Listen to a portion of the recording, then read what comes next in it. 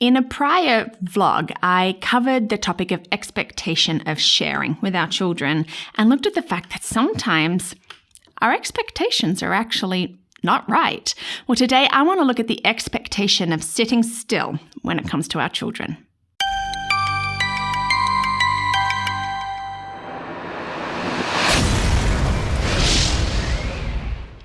Thank you for joining me today on Learning Life, and I look forward to sharing with you about the expectation of sitting still.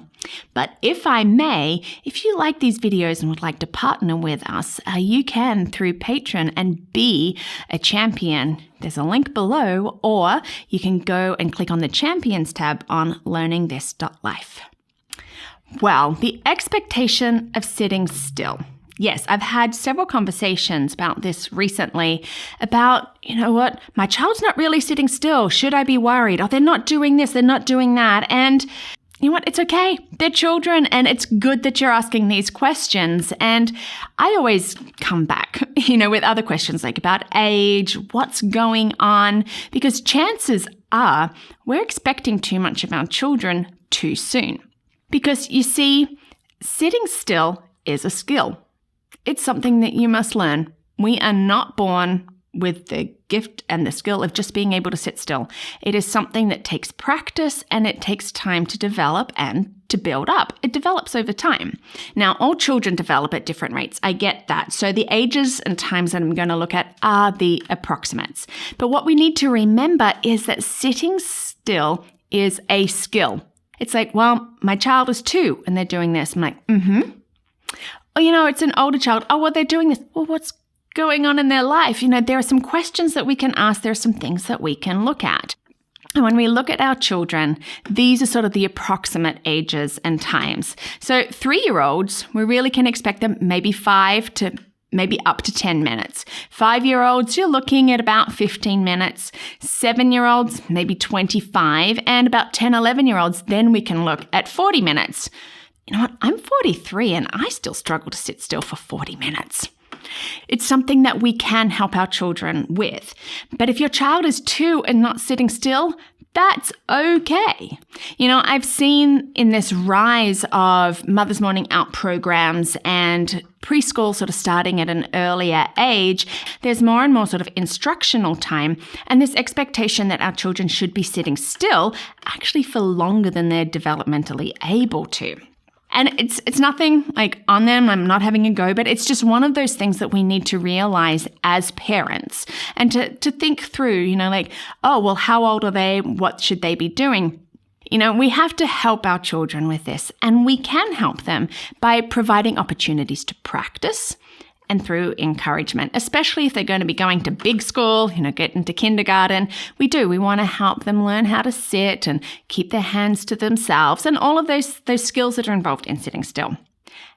But if your child is struggling to sit still, please do not jump to the conclusion that they have ADHD. There are so many reasons why your child might be struggling to sit still. I know I look at one of my girls and she's really not sitting still. When we're learning or we're reading, she's wanting to be upside down on the couch, kicking her legs. She's still learning though, I know, because she's telling me all about what we're doing. Now I know that she's still learning because she remembers everything that we've been saying, but she's not sitting still. Mind you, we're not really practicing it either.